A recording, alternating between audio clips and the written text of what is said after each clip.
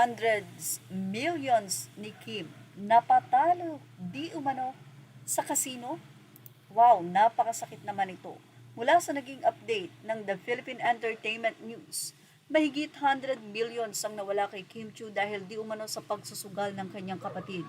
Ilang mga article at news ngayon ang patuloy na lumalabas tungkol sa pagsasampa ng kaso ni Kim Chiu sa kanyang nakatatandang kapatid na si Cam or Lakambini Chiu. Ayon sa mga balita, matagal nang nagkakaroon ng hindi pagkakaunawaan ng magkapatid matapos magkaroon ni Cam Chiu ng bacterial meningitis na nalagay ang buhay nito sa panganib. Sinabihan ito ni Kim Chiu na magpahinga muna.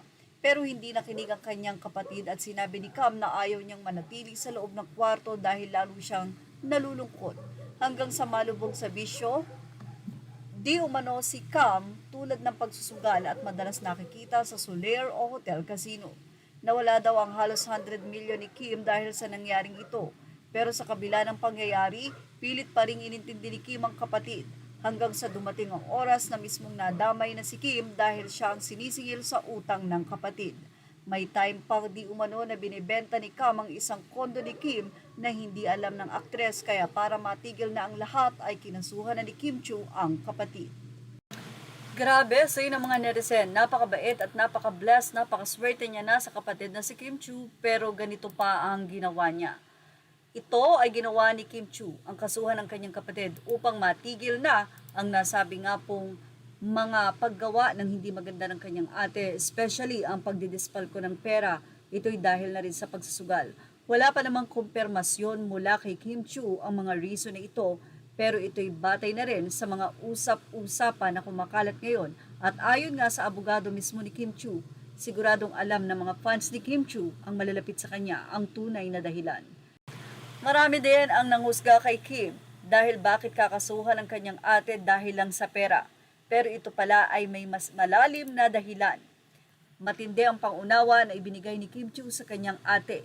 At matindi din ang nasabi nga pong pagtatrabaho ni Kim Chiu para sa kanyang pamilya.